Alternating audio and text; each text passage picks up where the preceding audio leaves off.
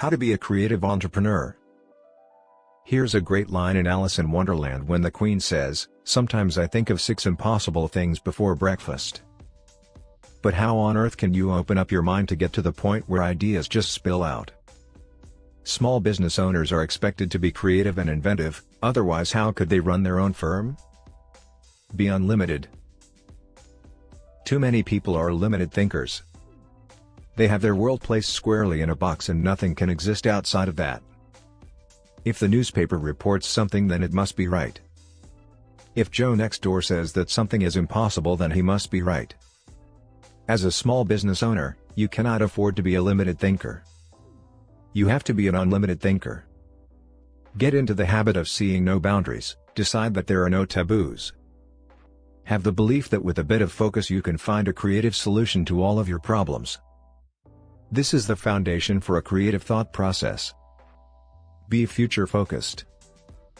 Creative ideas invariably come when you look into the future.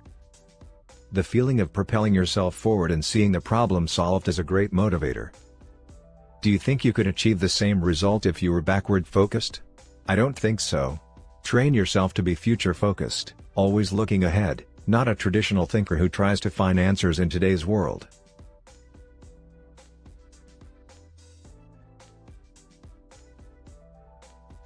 Once you open your mind to the joys of creativity, the ideas will quickly start flowing, as if someone has opened the floodgates.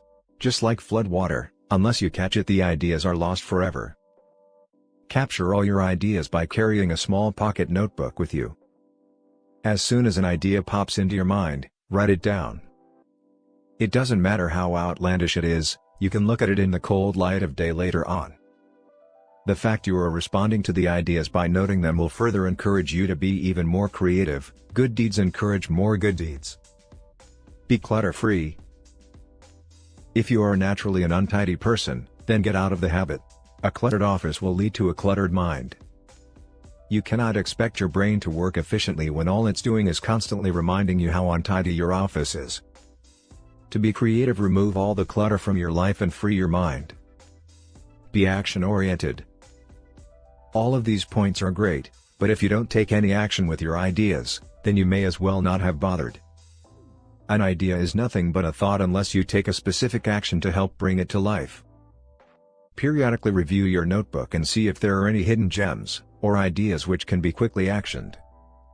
A lot of your ideas may not suit at all, but in there somewhere is probably an idea, which if acted upon, could change you or your business. Commit fully to move forward on as many of your ideas as you can. Don't be afraid to break down the boundary walls. As John Stuart Mill said, that which seems the height of absurdity in one generation often becomes the height of wisdom in the next. Can you be creative enough to be dismissed as a dreamer? Then get practicing.